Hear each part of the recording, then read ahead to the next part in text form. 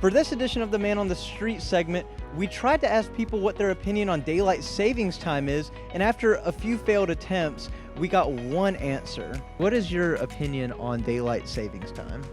I like it. I like to have the change in the spring, and I like the change in the fall. When it gets cold weather, you're in before dark, and in the spring you have time to do things in the afternoon. I'd agree with it.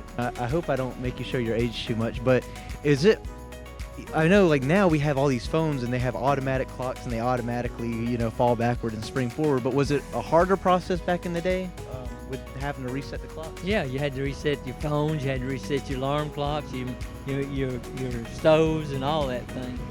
So it's a lazy man's world today. I heard that. After that, we pivoted to asking people what they think the age limit is to go trick-or-treating is. And we got quite a few answers on that. I don't know, it probably depends on where are you going, or if you are going with your kids or you're going by yourself. Probably you can always get trick-or-treating like when you're 80 with your grandchildren. But I don't know, if you're going for yourself, maybe 14, 15, I don't know, I'm from Spain and it's not that common to do trick-or-treating there. But I think it's a really good tradition, so the higher the age cap, the better. I think 14, 15. I'm gonna go with 12 or 13. Why would you say 12? I don't know, it just feels like a good age. Well, I think anywhere between 12 to 15, honestly, because they're still kids and still wants to dress up.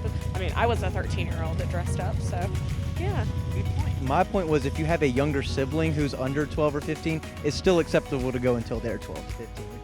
Ah, yeah, sure. Yeah, I think so too. Yeah. What made you say 12 to 15?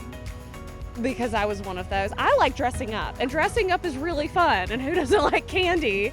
I mean, it keeps children with their innocence, and everybody's so worried about 15-year-olds looking like they're 20. So let them go trick-or-treating.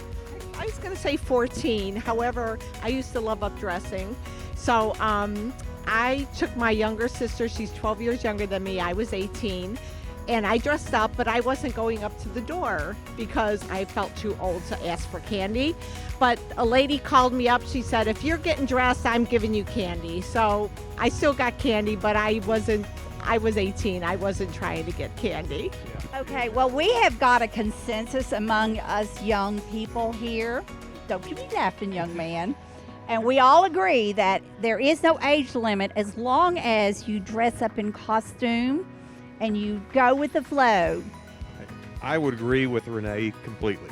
There's no age limit on going trick-or-treating. You just have to be participating by putting a costume on. So don't show up in your blue jeans and a t-shirt and want candy. You gotta play the part. Should the acceptable societal age limit to go trick-or-treating be above 16 years old?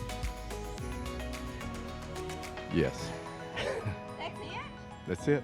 That's a good response. With Halloween being tonight, whatever age you are, whether you're partying or trick-or-treating, make sure you have fun, but most importantly, stay safe. For Access WDUN, I'm William Daughtry.